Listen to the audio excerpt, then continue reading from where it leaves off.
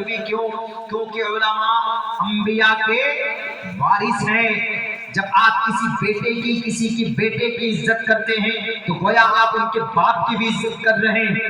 آپ اگر کسی بیٹے کی کسی کی بیٹے کو رسوا کر رہے ہیں، ان کے وارث کو ذلیل کر رہے ہیں، گویا ان کے خاندان کو آپ رسوا اور ذلیل کر رہے ہیں۔ اسی لیے کہا گیا ادارا سرو اے بیٹے جانی تات میں و میمتم۔ اور سنو، اس دھرتی پر جتنے بھی گرو لوگ ہیں، جتنے بھی جانی لوگ ہیں، اگر تم ان کا سمان کرتے ہو تو تم ان کا سمان نہیں کر رہے ہو، کیونکہ جان کی شکل میں کرشن اس کے اندر ہوں۔ جب تم ان کے جان کا سمان کرتے ہو تو گویا میرا سمان کرتے ہو، اور جب میرا سمان کرتے ہو تو میں خوش ہوتا ہوں گا۔ اسی لیے مدرسے میں مائک کے ذریعے سے ہمارے علماء کو ٹارگیٹ کرنا، حافظ قرآن کو ٹارگیٹ کرنا، جن کے سر میں دستار باندھی گئی ہے، لگتا ہے دیکھنے میں کہ بہت چھوٹی دستار ہے، لیکن کل قیامت میں تم تو فی نار جہنم خالدین فیہا ابدا، وہاں پر نفسی نفسی کے عالم میں ہوں گے۔ مرنے کے بعد direct to the hell, go to the hell, جہنم میں جاؤ گے۔ لیکن جہنم سے اٹھا کر جنت میں لے جانے والے اگر کسی کے پاس یہ طاقت ہوگی، اگر کسی کے پاس یہ اتھارٹی ہوگی تو دنیا کے کسی مالدار کے پاس نہیں ہوگی، دنیا کے کسی ادیوگپتی کو اللہ تبارک و تعالی یہ پاور نہیں دے گا، بلکہ کسی متقی کو یہ پاور نہیں ہوگا، کسی نمازی کو، کسی قاضی صاحب کو، بلکہ کسی مفتی صاحب کو بھی یہ ادھیکار نہیں ہوگا، بلکہ صرف ایک حافظ قرآن کو یہ اجازت ہوگی کہ بیٹے جاؤ تم جنت میں قرآن کریم کی آیتوں کو پڑھتے جاؤ، جنت کے بلندیوں پر چڑھتا جا، جیسا کہ دنیا کے اندر قرآن کریم کی تلاوت کیا کرتا تھا۔ اور اکیلے نہیں، آدمی نفسی نفسی کے عالم میں مبتلا ہوگا، ماں باپ کو دیکھ کر بھاگے گا، لیکن حافظ قرآن سے کہا جائے گا یو ہیو اے پاور، تمہارے پاس طاقت ہے، تمہارے پاس، تم ایلیجیبل ہو، تم 10 آدمیوں کو جنت لے کر جا سکتے ہو، اور ان لوگوں کو جن پر جہنم واجب ہو چکی ہے، جاؤ 10 آدمیوں کو اٹھاؤ اور اپنے دونوں ہاتھوں میں پکڑ کر ان کو جنت میں لے کر جاؤ۔ یہ پاور کس کو؟ ایک حافظ قرآن۔ کس وجہ سے؟ قرآن کو یاد کرنے کی وجہ سے۔ یہ تم مرنے کے بعد کی کامیابی ہے۔ اب ہماری تقریر سنیں گے میڈیا والے یا کوئی نیرو مائنڈڈ آدمی، وہ کیا کہے گا کہ مولانا عبداللہ صاحب آپ تو مرنے کی بات کر رہے، دنیا کی بات کیجئے نا۔ دنیا میں آپ کا قرآن پڑھ کر ہم کیا کر سکتے ہیں؟ ہم بھی ایک سوال کرتے، کیا نہیں کر سکتے بتائیے، کیا نہیں کیا؟ بہت سے لوگ بولتے ہیں کہ نہیں مولانا عبداللہ صاحب قرآن سے، اسی لیے تو چھان بین شروع کی۔ آسام کے کئی مدرسوں میں تالے لگ گئے، بلکہ 2-3 مدرسوں میں تو بلڈوزر سے ڈھا دیا گیا۔ اتر پردیش کے ٹوٹل مدرسوں میں چھان بین ہوئی، یہاں تک کہ دارالعلوم دیوبند، ندوۃ العلماء لکھنؤ، ان سب مدارس کی تحقیق کی گئی، سروے کیے گئے، پیسے کہاں سے آتے، پڑھایا کیا جاتا، جو بھی سروے کرنے آتے کیا پڑھایا جاتا ہے جی آپ کے قرآن میں؟ ذالک الکتاب لا ریب فیہ ھدی للمتقین الذین یؤمنون بالغیب ویقیمون الصلاۃ ومما رزقناہم ینفقون۔ یہاں سے پڑھیے، یہاں سے پڑھیے، وہاں سے پڑھیے، یہاں سے پڑھیے، پورے 30 پارے میں کچھ بھی سمجھ میں نہیں آتا تھا۔ یہ ہے کیا؟ اس میں سمجھ میں تو آ ہی نہیں رہا۔ کہا کہ پوچھئے، آپ اپنے ودوانوں سے پوچھئے، ان سے پوچھتے تھے کہ جی بتائیے ذالک الکتاب لا ریب فیہ کا کیا ترجمہ؟ تو ترجمہ کرتے تھے کہ اس کا ترجمہ، اس کا میننگ یہ ہے کہ یہ ایسی کتاب ہے جس میں شک نہیں ہے۔ ذالک الکتاب لا ریب فیہ، تو بہت اچھی بات لکھی گئی ہے اس میں، ذالک الکتاب لا ریب فیہ ھدی للمتقین، اس میں ہدایت ہے ڈرنے والوں کے لیے۔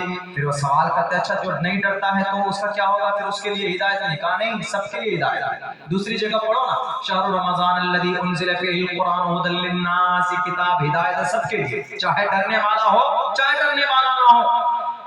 اب بہت سی جگہ پر اچھا یہ تو صرف نصیحت کے اوپر ہے، یہ تو احکامات کے اوپر ہے، یہ تو واقعات کے اوپر ہے، اس سے دیش کا کیا بھلا ہوگا؟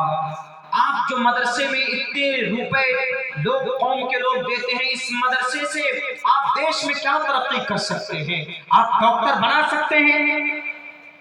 قرآن پڑھ کر ڈاکٹر بن سکتا آپ کا بچہ؟ قرآن پڑھ کر آپ کا بچہ UPSC نکال سکتا ہے؟ قرآن پڑھ کر آپ کا کا بچہ JPSC نکال سکتا ہے، قرآن پڑھ کر آپ کا بچہ BPSC نکال سکتا ہے۔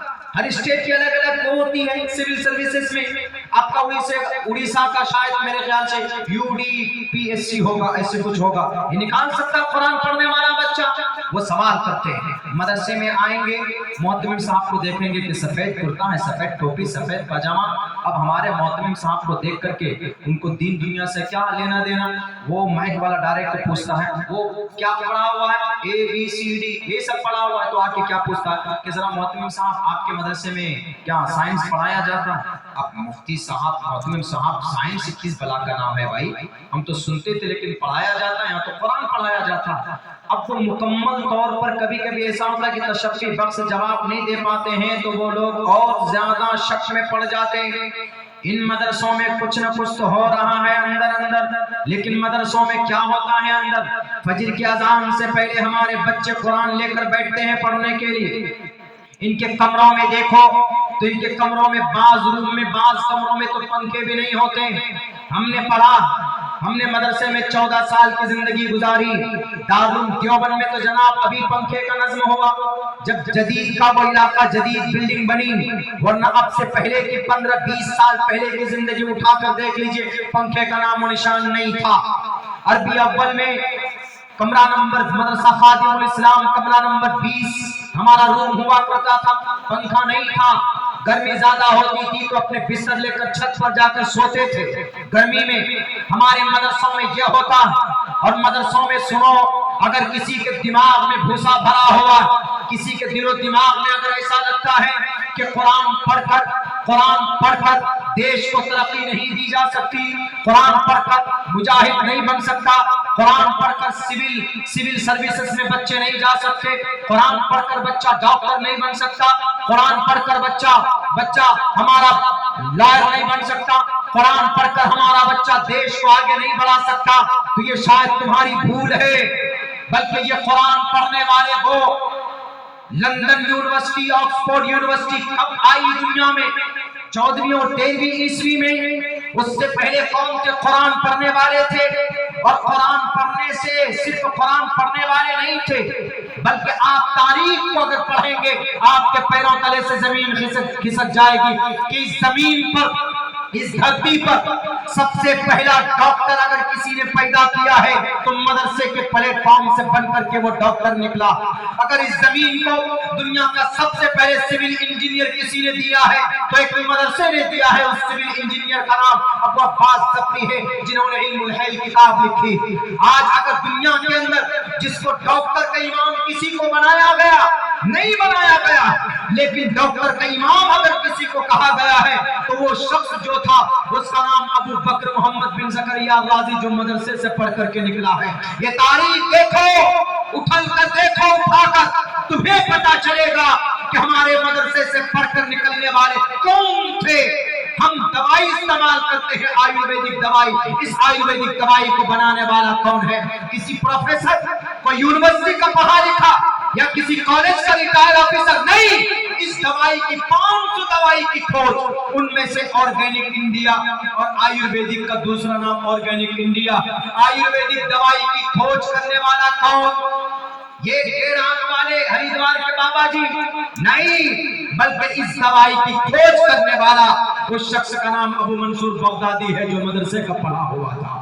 ایک نہیں 500 دوائیاں کھوج کر کے دنیا کو دیا ہے جناب۔ یہ چھوڑیے، آج بھی اگر کوئی MBBS ڈاکٹر بنتا ہے، MD ڈاکٹر بنتا ہے تو ایک بہت بڑے حافظ قرآن کی کتاب پڑھ کر کے آج بھی وہ ڈاکٹر بنتا ہے۔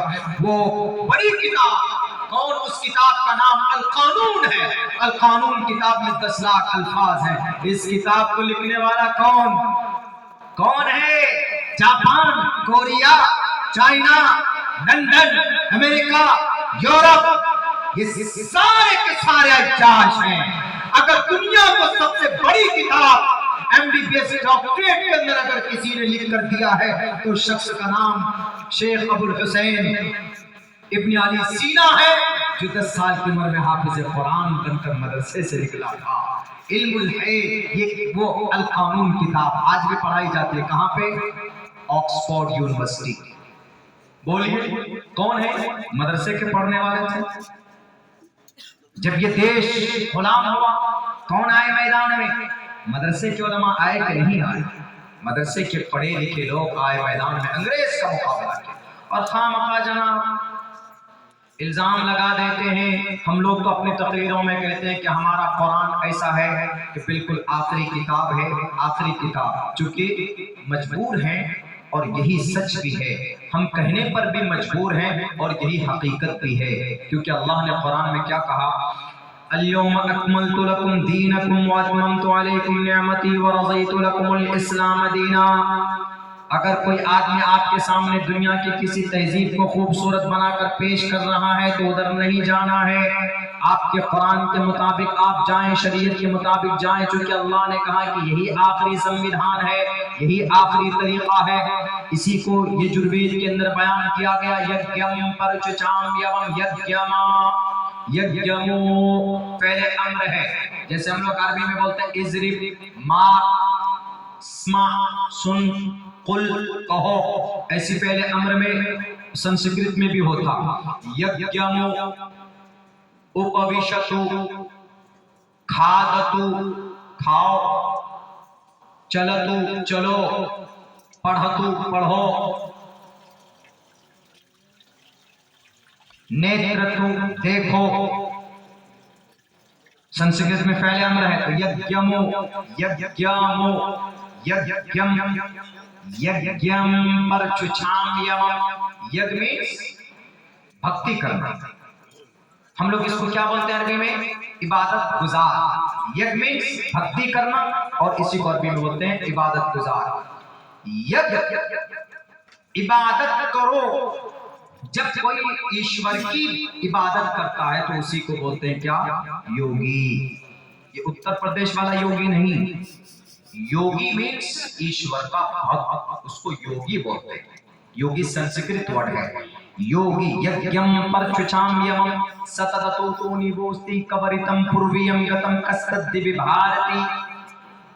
योग करो, इबादत करो उस तरीके पर जो बिल्कुल आखिरी है, जो बिल्कुल आखिरी है, जो हमेशा से चला आ रहा है। यज्ञम परचुचाम यम सतततो तो निवोस्ति कवरितम पूर्वीयम गतम, तुम्हारे पूर्वज से चला आ रहा। पूर्वज से कब से? हजरत आदम के जमाने से। और हजरत आदम के जमाने से बेसिक कौन सा अकीदा है? कि अल्लाह एक है, ला इलाहा इल्लल्लाह एकम ब्रह्म द्वितीयो नास्ते नैना नास्ते। यही ये चीज, ये बात, ये पैगाम बताई गई। तो हमारे पास जो कुरान है ये फाइनल संविधान है अल्लाह का। कोई एतराज और करे, एक आदमी और एतराज करता है कुरान पर और वो यूं कहता है कि मौलाना अब्दुल्ला साहब जरा आप ये बताइए, जरा आप ही बताइए, हमको अगर कटक से कलकत्ता जाना हो, आप में से किसी को भुवनेश्वर से कलकत्ता अगर जाना है तो ट्रेन में बैठेंगे तो कितना टाइम लगेगा? ज्यादा ज्यादा 7 घंटा 8 घंटा 7-6 घंटा मैक्सिमम, मिनिमम 6 घंटा लगता है शताब्दी में अगर आप जाते हैं। ये शताब्दी में खाना भी देता, 7 घंटे लगते उस पर बैठ कर जाएंगे। तो हम लोग क्या बोलते हैं कि जिंदगी की हर कदम पर मोहम्मद रसूलुल्लाह की पैरवी करो। हम लोग बोलते हैं हर कदम पर इंशाअल्लाह हम कामयाब हो जाएंगे। ये हमारा पैगाम भी है, अल्लाह का फरमान भी है और हमारा अकीदा भी है इसी, और इंशाअल्लाह कामयाब हुए भी और होंगे भी कि भाई कुरान के मुताबिक, नबी के मुताबिक जिंदगी गुजारो। तो अब एक आदमी सवाल करता है कि मौलाना अब्दुल्ला, आपके नबी पाक अलैहिस्सलाम के ज़माने में तो ट्रेन, अल्लाह के नबी किस में सवारी करते थे? ऊंट पे सवारी करते थे, घोड़े पे सवारी करते थे, या फिर किस पे सवारी करते थे? गधे पर सवारी करते थे, खच्चर पर सवारी करते थे, या पैदल चलते थे। उस जमाने में क्या शताब्दी ट्रेन थी? नहीं थी। बुलेट ट्रेन थी। ये चाइना या जापान से कहां से लाए हैं? ये हमेशा बुलेट ट्रेन भैंस से जाकर टकरा जाती है। हमेशा गुजरात में 2-2 मरतबा टकरा गई भैंसिया से जाकर। बुलेट ट्रेन 1 घंटे में 350 किलोमीटर, या अगर आपको और ज्यादा तेज रफ्तार, तेजी में पहुंचना हो, किससे जाएंगे आप? फ्लाइट से जाएंगे कि आप 1 घंटे के अंदर अंदर, बल्कि कम ही देर में 35 मिनट या 40 मिनट में कलकत्ता पहुंच जाएंगे। तो आप कहेंगे कि मौलाना अब्दुल्ला साहब देखिए, ابھی آپ بول رہے ہیں کہ ہم کو محمد کی زندگی کے مطابق زندگی گزارنی چاہیے، اور آپ ابھی جائیں گے ٹرین میں بیٹھ کر کے کلکتہ۔ آپ نبی کے غلام ہیں، نبی کے عاشق ہیں، تو کیا کرنا چاہیے؟ آپ کو گدھے پر بیٹھ کر جانا چاہیے، آپ کو اونٹ پر بیٹھ کر جانا چاہیے، آپ کو گھوڑے پر بیٹھ کر جانا چاہیے، یا پیدل جانا چاہیے، تبھی تو آپ سچے عاشق رسول ہوئے نا۔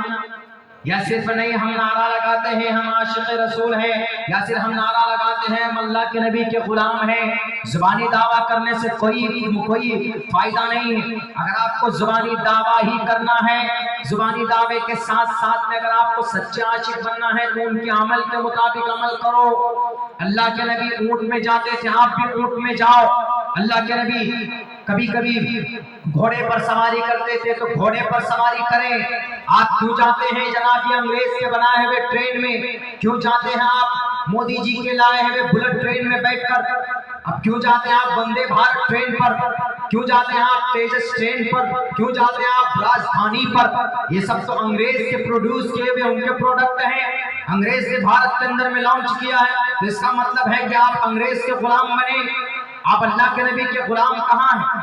ہم یوں کہتے ہیں، اسی لیے وہ کہتے ہیں، وہ اعتراض اور مضبوط کرتے ہیں کہ دیکھیے ہم نے کہا نا کہ اللہ کے نبی کی زندگی اب نہیں چلے گی۔ اللہ کے نبی کی زندگی کا جو زمانہ تھا، جو سمے تھا، وہ 1450 سال پہلے تھا، لیکن اب زمانہ نہیں ہے، اب زمانہ ماڈرن ہے، اب زمانہ اپنی مرضی کے مطابق جہاں جو ملے، جہاں جیسی زندگی ملے، جہاں جو فراوانی ہو عمل کر لو، اسی کو زندگی بولتے ہیں، اسی کو ماڈرن بولتے ہیں۔ اسی لیے اب دقیانوسی مزاج کو ختم کیجئے، دقیانوسی احکامات کو بند کیجئے، آپ اپنے قرآن کو مدرسوں میں بند کر دیجئے، آپ اللہ کے نبی کی بات کو مسجدوں میں منبر تک ہی رکھیے، آپ دنیا والوں کو مت پڑھائیے، دنیا والوں کو مت بتائیے کہ نبی کی زندگی کے مطابق زندگی گزارو۔ بتاؤ آپ کے نبی کی زندگی میں ہم مجبور ہو گئے، بھونیشور سے کلکتہ جانا ہے، نبی کے طریقے کے مطابق جائیں گے تو جناب 6 مہینے میں پہنچیں گے،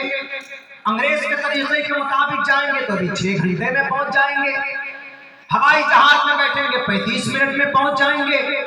دیکھ لیجیے اب ہم میں سے کچھ لوگ کم پڑھے لکھے ہوتے ہیں تو فوراً کیا کرتے ہیں؟ فوراً وہ کہتے ہیں کہ ارے ہاں صحیح کہہ رہا ہے، زمانے کے اعتبار سے ہم کو بدلنا چاہیے۔ عقل کو جو خدا مانتے ہیں وہ کون لوگ ہیں؟ وہ چائنیز میں جتنے بھی لوگ بستے ہیں نا چائنا میں، وہ ٹوٹل کے ٹوٹل وہ لوگ ہیں جو خدا کو نہیں مانتے۔ ورنہ بدھسٹ وہ بھی خدا کو مانتے، ان کا خدا گوتم بدھ سدھارتھ ہے، بھلے ہی وہ انسان تھا۔ جینزم